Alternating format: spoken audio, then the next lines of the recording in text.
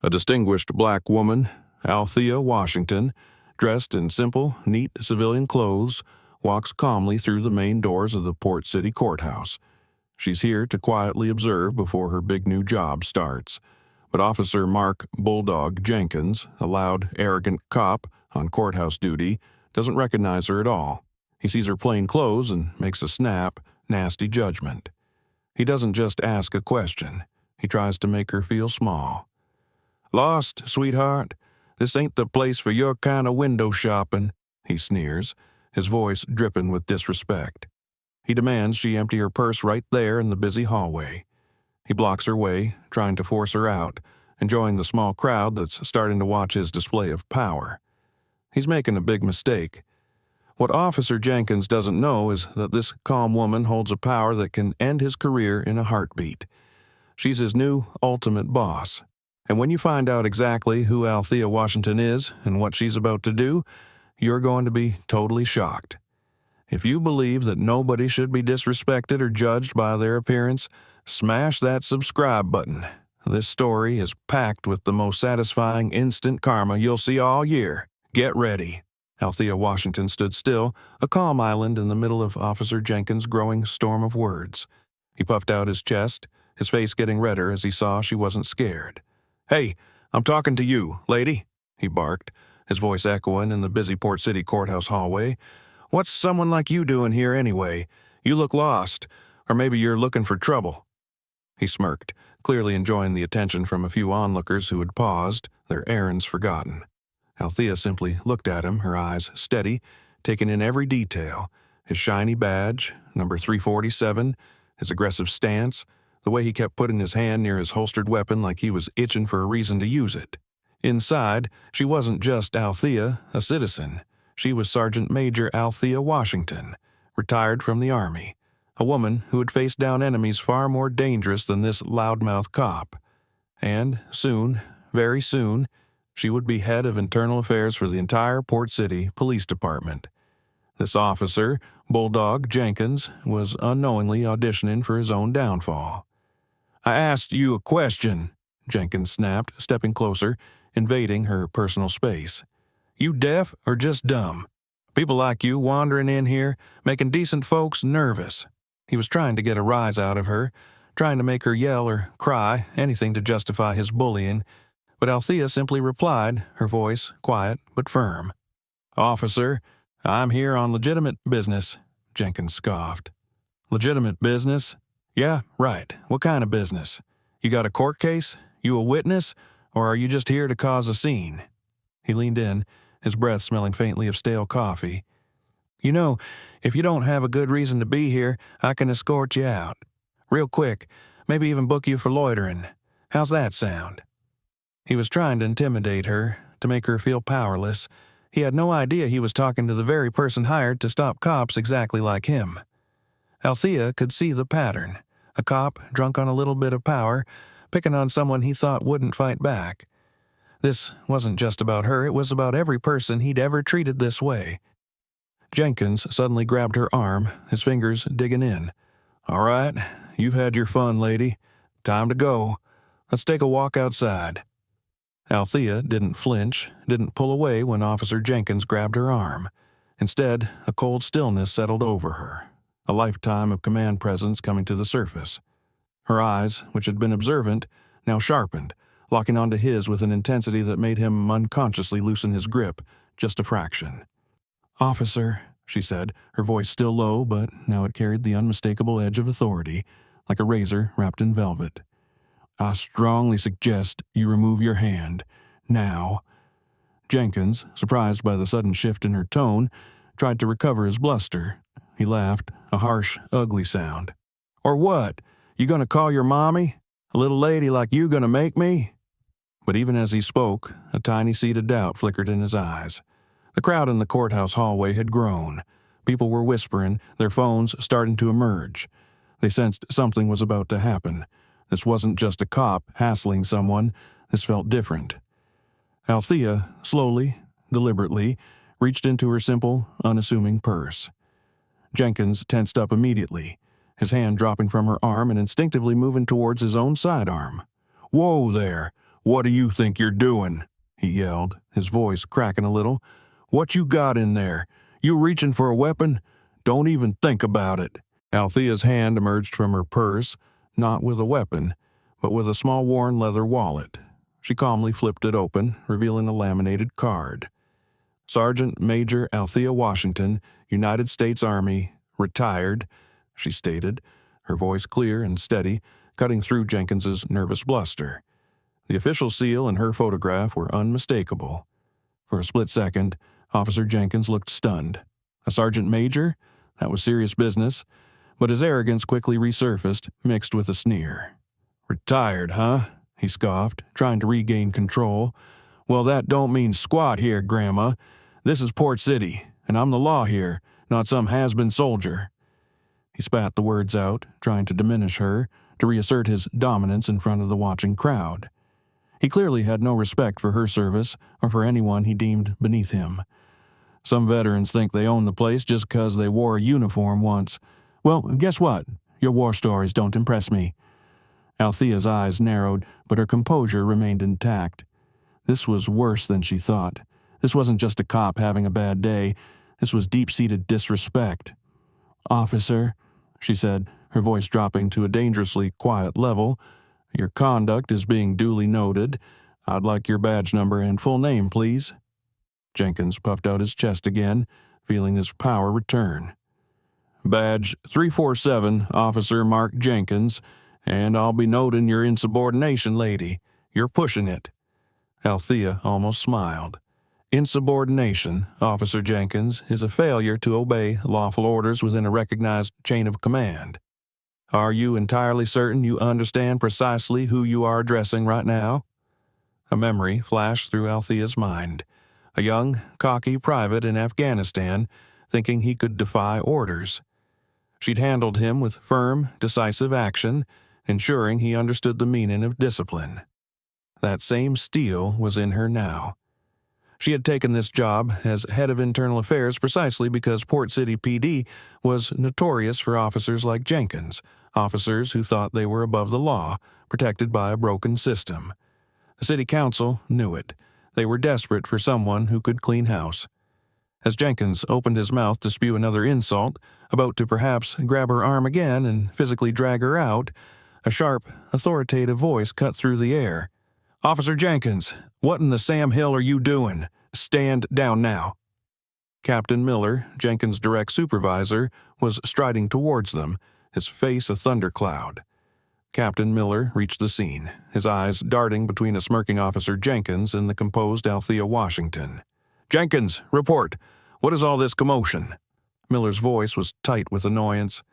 He didn't like public spectacles, especially ones involving his officers looking like bullies. Jenkins, quick to play the victim and justify his actions, puffed up. "This woman, Captain. She's causing a major disturbance, sir. Refused to tell me her business here, acting all suspicious. Think she might be casing the joint or something." He threw a nasty look at Althea. Althea simply stood her ground, her gaze unwavering as she looked at Captain Miller. He was older, with a tired look in his eyes, like he'd seen too much and stopped caring enough. He didn't recognize Althea either. To him, she was just another civilian caught in Jenkins's net. Miller turned to Althea, his tone a little softer, but still firm. "Ma'am, I'm Captain Miller. Is there a problem here? Officer Jenkins can be a bit enthusiastic at times, but he's just trying to do his job and keep the courthouse safe." It was a weak excuse, and Althea knew it. "Captain," Althea stated, her voice calm but firm, "your officer's enthusiasm is what I would categorize as harassment, unprofessional conduct, and a clear abuse of his perceived authority. I was simply here to observe court proceedings, as is my right as a citizen." Jenkins couldn't keep quiet. "She was being disrespectful, Cap. Giving me lip." Captain Miller sighed, clearly wanting the situation to just go away. He glanced at Althea, then back at Jenkins. It was obvious he was inclined to believe his own officer, or at least to smooth things over with minimal fuss.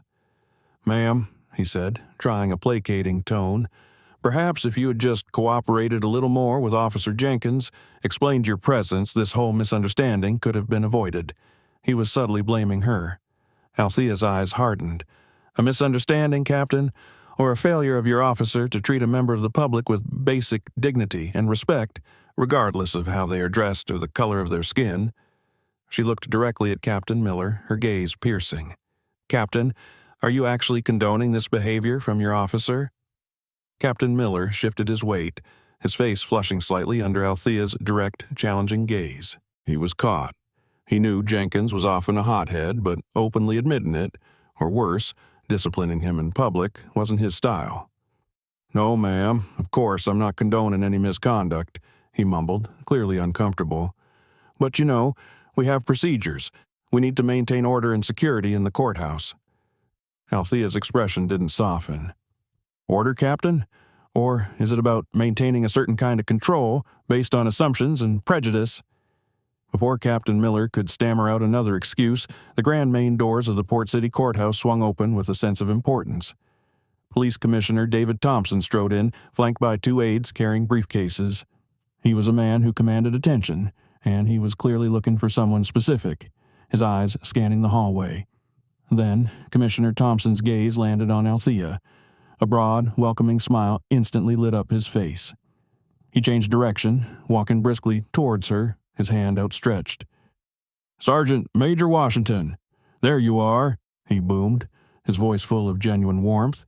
"We were getting a bit worried. Expected you in my office about 10 minutes ago for the pre-brief. So glad you could make it to Port City a bit early to look around."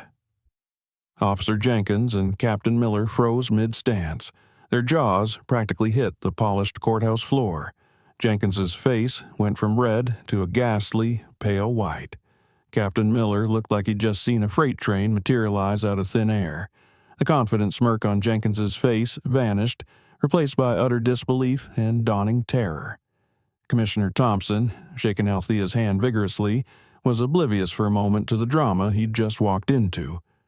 Jenkins finally found his voice, a choked, trembling squeak that was a pathetic echo of his earlier arrogant shouts. "Sergeant Major Washington? Sir, who is this?" Commissioner Thompson, still beaming, clapped Althea warmly on the shoulder before turning to the stunned officers. "Officer Jenkins, Captain Miller," he announced, his voice carrying easily through the now silent hallway. "I don't believe you've had the pleasure of a formal introduction. Gentlemen, this is Sergeant Major Althea Washington. She is our new and much-needed head of internal affairs for the entire Port City Police Department." He paused for effect, letting the weight of his words sink in. "She officially starts her duties next Monday, but she graciously decided to arrive a few days early to, as she put it, get a feel for the operational environment from the ground up." The silence in the hallway was so thick you could cut it with a knife. Officer Bulldog Jenkins looked like he was about to throw up. His eyes were wide, darting frantically between Althea and the commissioner, his tough guy facade completely shattered. Captain Miller was no better. His face was a mask of horror as the full implication of the situation crashed down on him. He had just tried to brush off the concerns of the new IA boss, the very person who could investigate him and his entire precinct. Althea gave a curt, almost imperceptible nod to the commissioner, a silent acknowledgement. Then her gaze, cold and analytical as a surgeon's scalpel, returned to Officer Jenkins. He visibly wilted under her stare. Commissioner Thompson, finally sensing the monumental tension, looked from Althea to the two pale-faced officers. "Is there a problem here, Sergeant Major?" he asked, his earlier jovial tone replaced with a note of concern.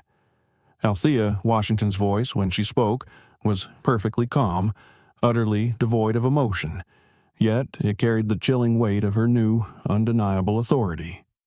"Commissioner," she stated, her eyes still locked on Jenkins, "as a matter of fact there is, a rather significant one, and Officer Jenkins here," she paused, a slight dangerous glint in her eye, "has just generously volunteered himself to be the very first case study in my review of Port City PD's community interaction protocols." Officer Jenkins began to tremble, sweat beading on his forehead and trickling down his temples. His bravado was gone, replaced by a raw, unfiltered panic. "Ma'am, Sergeant Major, I swear, I didn't know who you were. I was just doing my job, trying to keep things secure," he stammered, his voice a pathetic whimper. Beside him, Captain Miller looked like he wished the marble floor would open up and swallow him. He knew, with a sickening certainty, that his own career was now teetering on a knife's edge for having so readily dismissed Althea and almost defended Jenkins's appalling behavior. Althea turned her attention to Commissioner Thompson, her expression unreadable.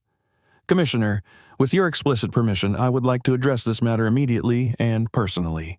"Officer Jenkins, Captain Miller," she commanded, her voice snapping with the precision of a drill sergeant. "My temporary office is being set up on the 4th floor, room 412. I expect both of you to be there in precisely 15 minutes. Officer Jenkins, you will bring your official memo book and your body-worn camera. Captain Miller, you will bring Officer Jenkins's complete personnel file, including any and all prior commendations and citizen conduct reports." The crowd of onlookers, who had been watching the drama unfold with a mixture of shock and fascination, began to buzz with excited whispers. The air crackled with the delicious irony of the situation. The bully cop was about to face the music from the very woman he had tried to humiliate. This was instant karma unfolding before their very eyes. Commissioner Thompson, his face now grim, nodded decisively. "Consider it handled, Sergeant Major. You have my full authorization. And welcome, officially, to the Port City Police Department. It appears you're diving into the deep end without hesitation." He gave Althea a look that clearly conveyed his support, then excused himself with his aides, leaving the new IA head to manage the fallout. Althea turned back to the petrified Jenkins. 15 minutes, officer, not 16.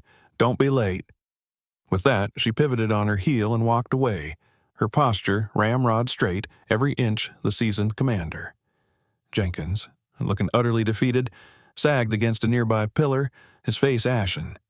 The journey to the 4th floor was going to feel like the longest walk of his life. Althea's reputation had preceded her, even if her face hadn't. The city council hadn't hired a figurehead. They'd hired a force of nature, a woman renowned in military circles for her unwavering integrity and her ruthless efficiency in rooting out misconduct.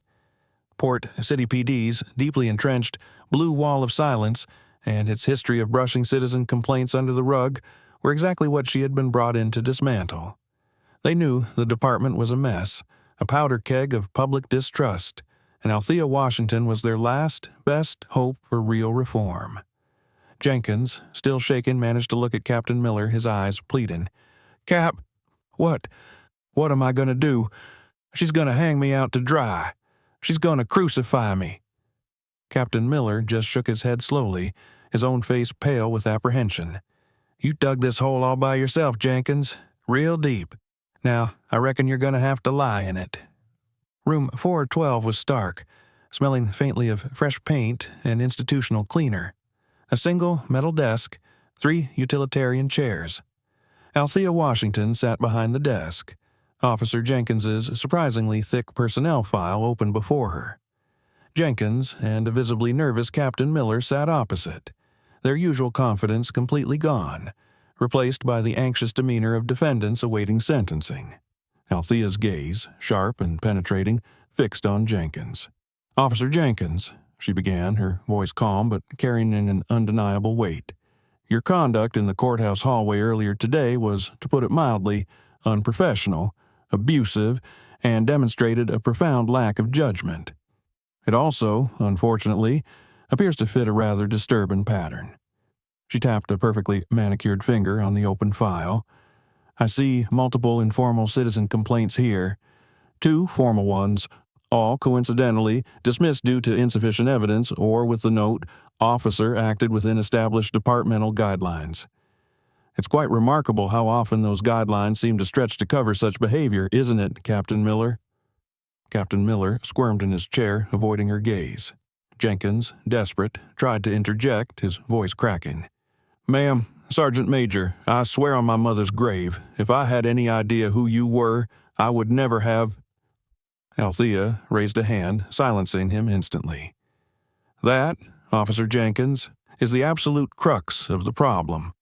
Your behavior, your respect, your adherence to protocol should not be conditional upon who a person is or who you perceive them to be. It should be consistently professional and respectful to every single citizen you encounter. Your blatant assumption that I was nobody, that I was insignificant, allowed your true operational deficiencies to be displayed for all to see. And frankly, officer, what I saw was deeply, deeply appalling. She then proceeded to meticulously list every single departmental code of conduct he had violated during their encounter, from his initial disrespectful address to his unauthorized physical contact. Each point was delivered with precision, leaving no room for argument. If you believe every single person deserves to be treated with dignity and respect, no matter their status or appearance, do me a solid and hit that like button. Althea leaned forward slightly, her eyes never leaving Jenkins's now terrified face. So, Officer Jenkins, she stated, her voice dropping almost to a whisper, yet resonating with power, you now have a very clear choice before you. Option 1, you can tender your resignation from the Port City Police Department effective immediately. Option 2, you can choose to face a full, comprehensive internal affairs investigation, which, I can personally assure you, will be exhaustively thorough, completely impartial, and will delve into every single allegation, every note, every dismissed complaint within this rather substantial file. And, Officer Jenkins, she paused, I always get my answers. A heavy silence descended upon room 412. Officer Jenkins sat frozen, the two options hanging in the air like a guillotine's blade. Resign?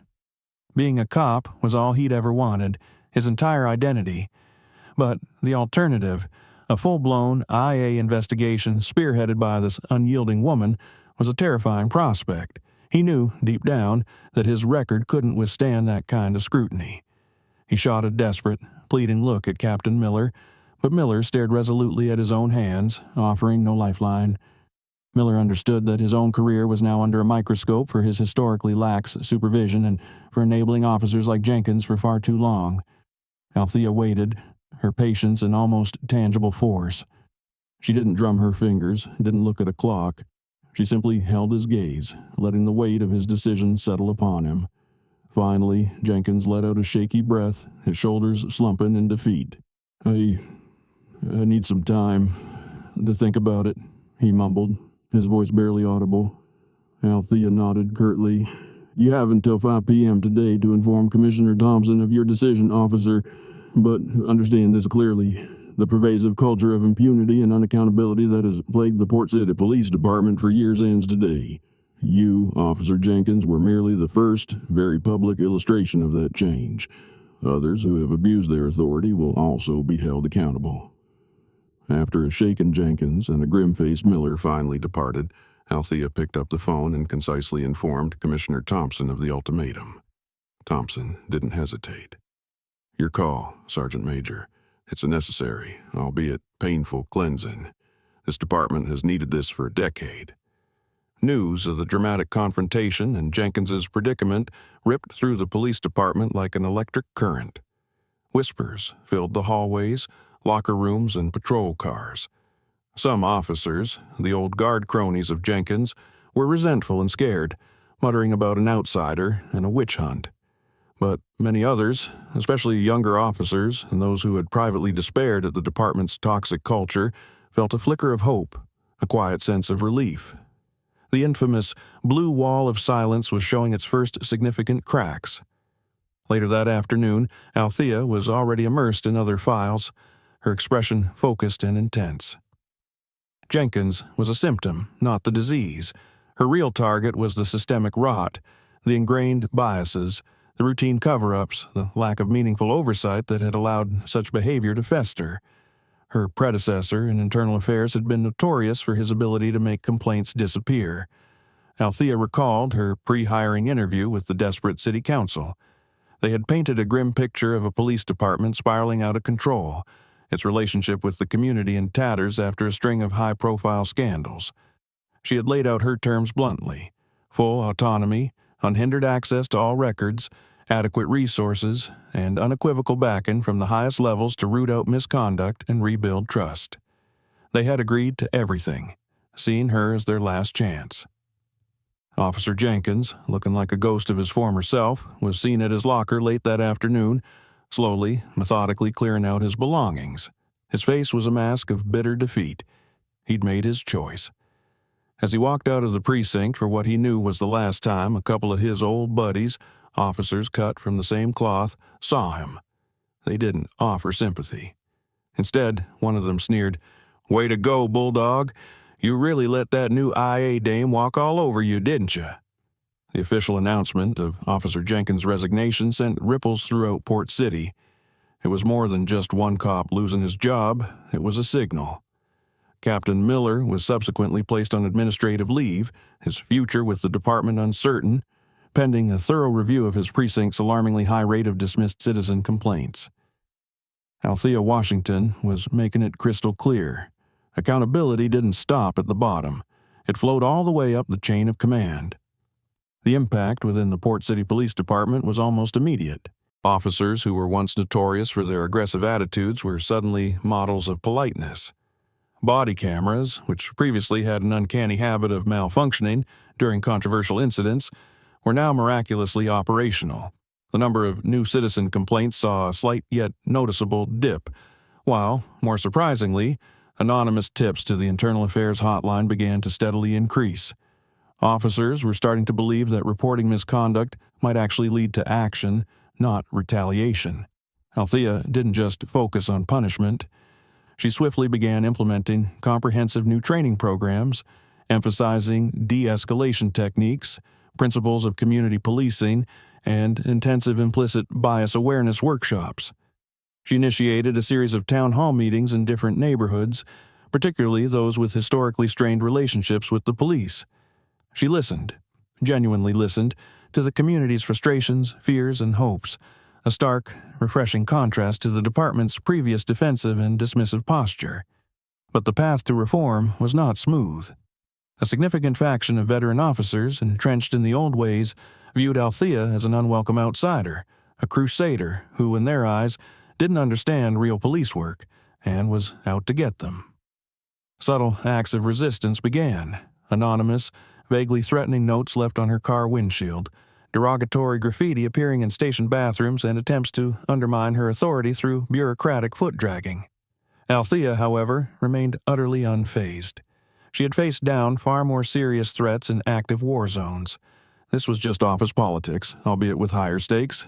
She methodically began to build a small, fiercely loyal team within Internal Affairs, carefully weeding out individuals whose loyalties clearly lay with the old, corrupt guard. One afternoon, a young officer, Officer Ramirez, nervously knocked on Althea's open door. He had information about a senior officer involved in shaking down local business owners. I wouldn't have dared come forward before, Sergeant Major," Ramirez admitted, his voice trembling slightly. "We all knew what would happen, but you actually doing something about guys like Jenkins. You give us hope that things can actually change." The lingering shadow, Althea knew, was the deeply ingrained systemic nature of the corruption.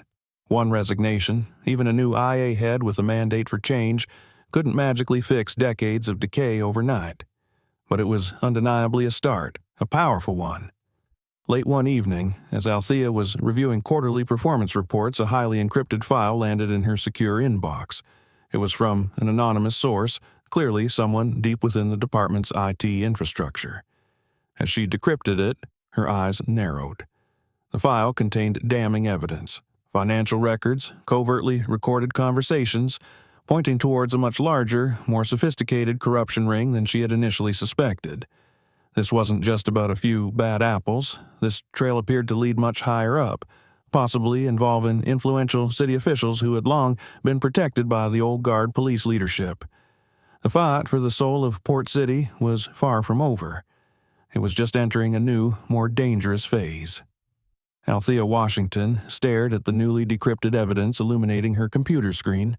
The digital trails of illicit money and whispered conspiracies painted a grim picture, revealing a network of corruption that snaked its way far beyond rogue street cops.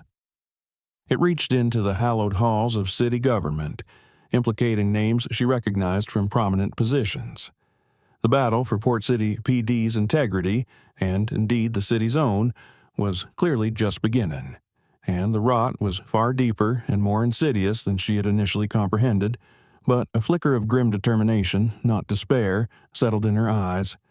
She hadn't sought out this fight, but she sure as heck wasn't going to back down from it.